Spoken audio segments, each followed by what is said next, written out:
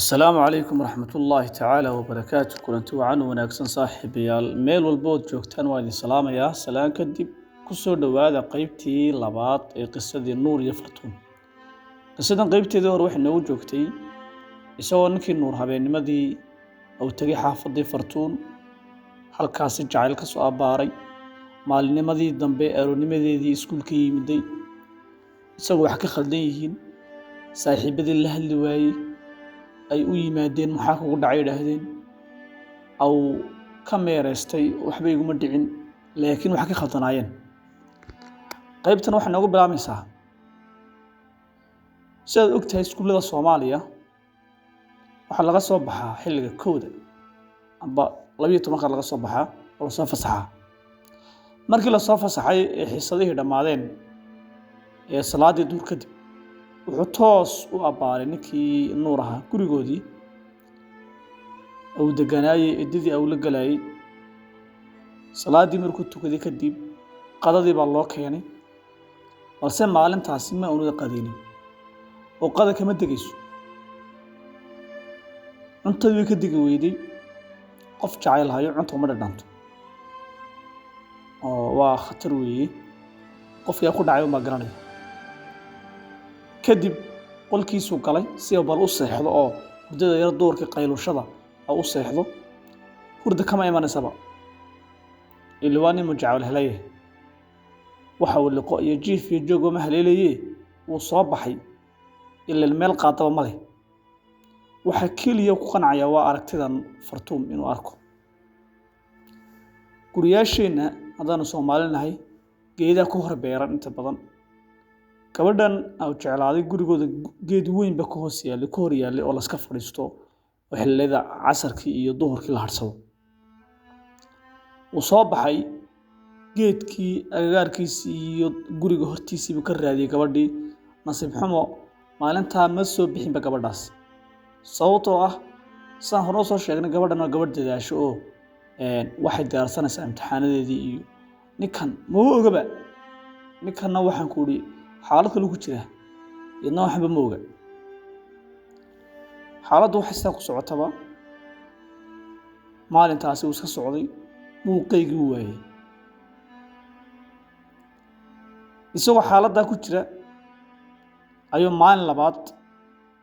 walaal saaxiibkii u yimid isagoo meel foorara oo fadhiya oo murugaysan oo aad iyo aad u diifaysan oo wajigiisa ka muuqato murug iyo qof ka dhinto la mud markaasuu dul yimid saaxiibkii Maxamed wuxuu ku maxaa dhacay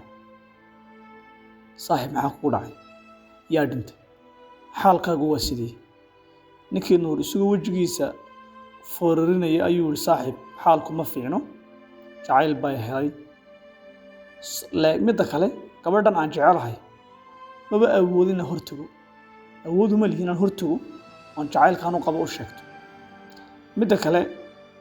oo jirta aan internet ma isticmaalo meel aan kala xiriiro male ninkii Maxamed wuxuu ku yiri saaxiib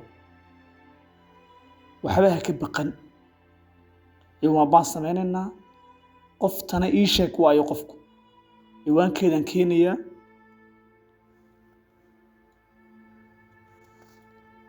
ninkii Maxamed saaxiibkii wuxuu ballan qaaday inuu soo heli doono ciwaanka gabadhaas waqtigaasi Soomaaliya waxa la isticmaali jiray ab la yiraahdo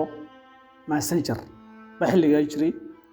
oo ay soo deysay oo ay gacanta ku haysay shirkadda weyn ee hooyada isgaarsiinta Soomaaliya ee Hormuud la yiraahdo oo Farxaan la yiraahdo messenger Farxaan la yiraahdo halkaasay habeenkii ku sameeyeen ciwaankii Maxamed saaxiibkii wuxuu u ballan qaaday inuu keeni doono ciwaanka gabadhaas soo heli doono hadalkaas saaxiibkii Nuur ku qancay isla maalinkii xigay wuxuu ninkii Maxamed soo helay ciwaankii gabadhii Nuur ku darsaday oo codsaday waa soo aqbashay laakiin habeenkaasi nasiib xumo kuma jirin khadka way ka maqnayd aad buu u wali habeenka wuxuu isdahay إنه ملاصق خلدان بعد أجلس بيلو صاحب كاو كخيان شيطان كبا mataqaanaa u sheekeynaya وكلدي بس لها الليا مالا نيكا صاحبكا محمد وكو خيامو إساها قبل دو صعود أم باتي خلدو جلس إلا مالك حيغي إلا حبين كي دنبي ولول يعني اليوبو كجري حبين كي دنبي سيدو صدا وسقنا وجمع سوق لاي أيو أركي قبل دي فرتونو أونلاينا بو فرح فرينتي وقوه الرئيس اللي بشيسا أيو قاي السلام عليكم ورحمة الله فرتون waxay soo tiri وعليكم السلام soo dhawow qof aan aqoonin baa tahay waa kumaado raali nuur isagoo aad u faraxsan oo soo dhaweyntan cajiibka la yaaban ayuu ku aad baan ugu faraxsanahay soo dhaweyntaada ee nafta ka war was talataaliya ayaa la isku weydaarsanaya hadallada yaryar gabadha waxay tiri aad baan ugu faraxsanahay inaan ku soo dhaweeyo waa anigu waajib maadaama aanu nahay dad Soomaaliyeed oo walaalo wada dhashay ninkii nuur ididiilo ay gashay wuxuu helay furfurnaan iyo inaan la weydiinin arkay ciwaankay ka keentay yaa ku soo sheegay su'aalo badan inta badan marka gabadh la hasaawayso gabadh ku cusub iyadoo is adkeynaysa wax ka oranaysa hakad ka keentay lambarkayga yaa ku sheegay yaa ii taqaan maxaa doonaysa ninka aan dee shaxaariga ahayn uu jabaayo markaa yarba yaa intaasina kaftaan ku dhex darsaday ninkan shaxaariga ahayn hasaawadu marka aan aqoonin marka la dhaado lambarkayga yaa ku siiyay yaa ii taqaan horuu ka cadhoodayo oo wasqal garanaysa inaga tag waxa suuqa laakiin ninka dee waxaan soo dhameeyay ee takhasuska u dabaal joogtaya ilaa marka dambe saaxiga la isla keen marka ninkii wuxuu ku farxay ala kulli xaal inaan su'aal la weydiinin oo aan la oranin xagad la markeeda ka keentay yaa ku siiyay xagad ka soo heshay waka wala afaaridu marka lagu yaqaanay kalamo kulmin wala soo dhaweeyay si furfurnaan waxba su'aal lama weydiin hadalkiisu iska sii watay wuxuu ma sha Allah wallahi waxa tahay gabadh aad u furfuran magacaygu waa nuur adiga magacaha barasho wanaagsan nuurow magacaygu waa fartuur habeenkii aad baa loo sheekaystay waxa la isku afkartay in walaaltinimo xidhiidh ah la sameeyo ninka nuur habeenkaas noloshiisa waxa habeen aad u farxad badan aad u wacan qosol iyo damaashaad iyo kaftan ayaa aad la isku la jiibiyay xasaawo walaaltinimo ku dheehan oo gudmara oo saxal waraysiya oo isdhexgalida oo qosol iyo farxad ah ayaa habeenka la qaatay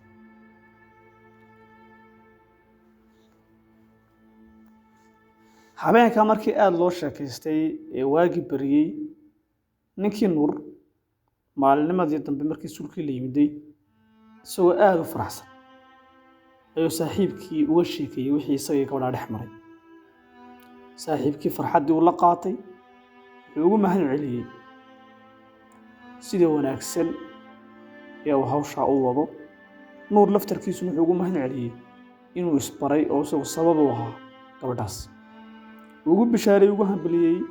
waqtigu wuxuu socdaba nuur iyo fartuun waxay noqdeen laba walaalo aad isku jecel oo jecel walaaltinimo oo qoto dheer oo macaani ka dhaxeeyo habeen walba waxay isku diri jireen fariimahaas oo xambaarsan erayo iyo geeraaro jacayl ka turjumaya laakiin ogsoonow dhagayste xiriirkana wali waa walaaltinimo balse dhan marka laga eego eriyada la isweydaaranayo iyo hadallada la isweydaaranayo waa mid jacayl ah isku soo dhawaanshaha fartuun iyo nuur waxa laga dareemay xaafadii oo dhan lamaanahan walaalaha ah ee nuur iyo fartuun ayaa waxay go'aansadeen si ay maalin walba isku arkaan oo fursad isku helaan inay bareefad cusub oo magaalada laga furay ku biiraan oo faa'iidooyin badan ku jirto faa'iidooyinka maxaa ka mid ah inay maalin walba is arkayaan sababta ogtihiin Soomaalidu waxa ku maamulaa way tiraahdaa jacaylku wuxuu ka askumaa aragtida joogtada ah is aragga maalin walba labada qof is arkayaan iyo isla qosolkoodu wuxuu keenaa inay dhidibada u taagmaan jacaylku marka nuur iyo fartuun meeshaas private-ka ayay bilaabeen is araggoodii wuu farabatay labada dhanba jacaylka ka dhexeeyay inkastoo xagga Nuur ku badan yahay haddana magacan uu huwan yahay waa walaaltinimo saan hore u soo sheegnay in qaybtii koobaad ku soo sheegnay gabadhani waxay ahayd gabadh dhalinyarada xaafadda oo dhan ay ku wada tartamaan oo Nuurna tartanka qayb ka yahay tartankaas oo muddo badan soo socday markii hore way adkeed in gabadhan numbarkeeda la helo laakiin iminka maadaama la soo dhex galay lamarkeeda in la helo way fududahay gabadhna waa gabadh furfuran dhammaan dhalinyarta xaafadda way isbarteen tartanku wuxuu socdaba maalin baa la isballamiyey bal ninka ku guuleysta gabadhaas si loo ogaado oo loo kala saaro habeenada ka mid ah ayaa dhalinyartii xaafadda ee tartanku ka dhaxeeyay ee Nuurna ku jiray ayaa meel baa la isugu wada yimid nin walba waa inuu gabadha waco oo ku dhahdo caawa waxaan ku leeyahay inaan kula sheekaystaan doonayaay ma wada hadli karnaa ninka u dambeeyana Nuur au noqdo way la wada hadleen asxaabtoo dhan way wacday waxay ku dhahay khadka soo gal nin walba wuxuu dhahay khadka soo gal inaan kula hadlaan rabaayo way ka cudur daaratay waxay tiri iga raali ahaada caawa dhar baan maydhayaa ama dhar baan dhaqayaa mashquul baan ahay markii la gaadhay markii Nuur la soo gaadhay wuu wacay waxa lagu jawaabay qaali iyo rasuul haddaan soo galay khadka halkaa waxa ka cadaatay in ay ninkan u badantay xagiis dhalinyartii kalena halkaas ayay kaga hadheen gabadhii ninka Nuur iyo Fartuun gabadha la yiraahdo xiriirkoodaas muddo 5 sano ah ayuu socday oo habeen walba iyo maalin walba fariimo la isku diri jiray laakiin jacaylku wuxuu ku xidhnaa inta badan wuxuu ku soo koobnaa walaaltinimo iyadoo xataa lis weydaarsan jiray ereyada ay adeegsadaan dadka isqaba ama dadka jecel oo gacal iyo waxyaabaha noocaas la mid ah bal qaybta dambe saddexaad waxaynu ku soo gabagabeynaynaa jacaylkan walaaltinimada halkuu ku dambeyn doonaa ma jacayl la isku sheegto ugu dambeyn doonaa ma walaaltinimadaas ku dambeyn doonaa halkuu ku dhammaan doonaa qaybta intaasaan ku diinanaa assalaamu calaykum waraxmatullaahi wabarakaatuh